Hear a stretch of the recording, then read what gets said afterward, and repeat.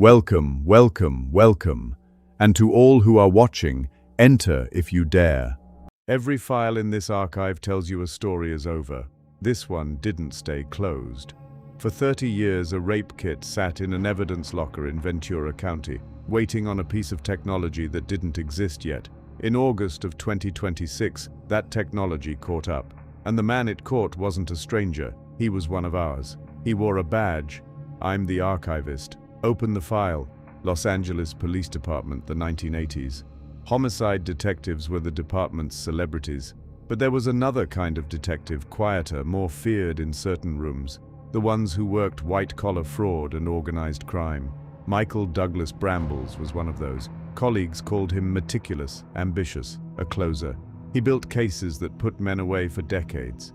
He understood, better than almost anyone on the force, exactly what evidence looked like, and exactly what made it disappear. That knowledge, investigators would later come to believe, is what let him operate in the dark for as long as he did. Think about what that means. A man trained to notice the smallest inconsistency in someone else's story. A man who understood chain of custody, evidence contamination, the exact gaps in a system he had spent a career exploiting from the inside for the purpose of putting people away. Detectives like Brambles are the ones juries are told to trust without question.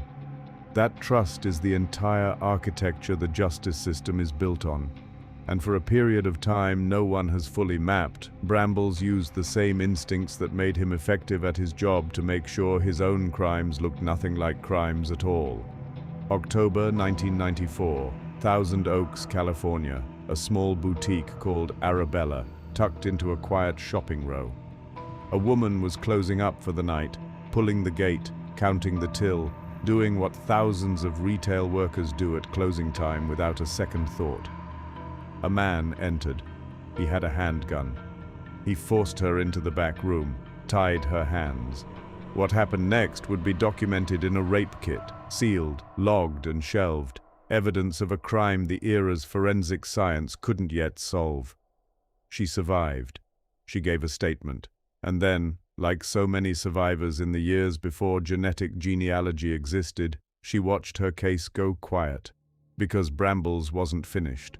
Investigators would eventually tie him to a string of armed robberies and sexual assaults across the region, a crime spree hiding behind a badge.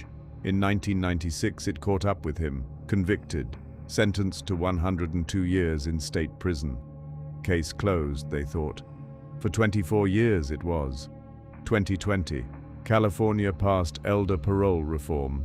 Inmates 60 or older who'd served at least 25 consecutive years could petition for release. Brambles, by then in his 70s, qualified. He walked out. Somewhere in an evidence room, a sealed kit from 1994 was still sitting on a shelf, untouched, waiting. Forensic science, in the meantime, had not stood still. Investigative genetic genealogy, the same family of techniques that finally cracked the Golden State Killer case, had become routine. Cold case units across the country began pulling old kits back out of storage one by one, running them against databases that hadn't existed when the crimes occurred. Ventura County's cold case unit pulled the Arabella file. They retested the kit, and the profile that came back matched a man who was, by then, a free 77-year-old walking around in the open. A former star detective who had spent a quarter-century in prison for one part of his past, believing the rest of it had stayed buried with the evidence. August 2026, Santa Maria, California. Investigators moved in. Michael Brambles, once a man trusted to build the cases that put criminals behind bars, was arrested again. Robbery, kidnapping, rape, 30 years of silence, ended by a single DNA match nobody involved could have predicted when the kit was first sealed.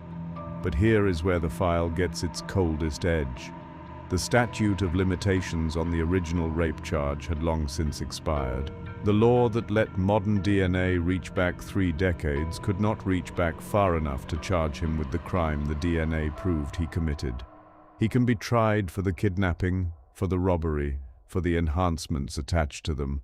But the act that defined that night in 1994 the one the evidence had waited 30 years to speak for, may never carry his name in a courtroom. He is 77 now. The badge is long gone.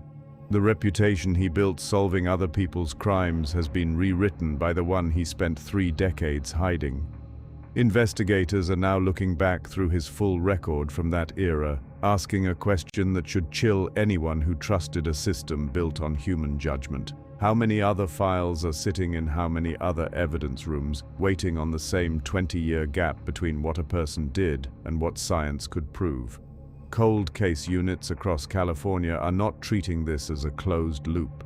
Brambles' full record from the 1980s and 90s is being re-examined for any assault, any robbery, any file that was ever marked inconclusive during the years he wore a badge and understood exactly how to make evidence vanish or mislead. For the survivor from that October night in 1994, the DNA match doesn't undo 3 decades of not knowing. It confirms what she always said happened. It puts a name where there had only ever been a blank space on a form.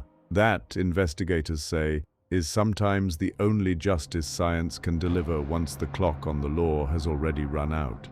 The Arabella case didn't stay unsolved because no one was looking. It stayed unsolved because the technology that could name Michael Brambles hadn't been born yet. Somewhere behind you, right now, in a locker you'll never see, there may be a box with a number on it, and a name inside, waiting for the science to catch up. Think about how many decades separate a crime from a consequence in cases like this one.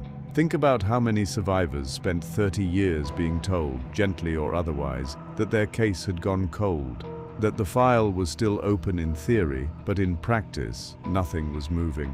For most of that time, they were right to assume nothing would change. And then, almost overnight, the entire field shifted.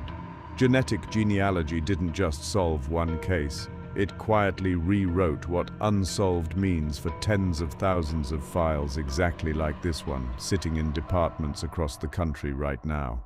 That's the part of this story that should stay with you longest. Not the arrest, not the badge, not even the 30-year gap. It's the realization that the clock on justice and the clock on truth were never running at the same speed. Sometimes truth simply waits.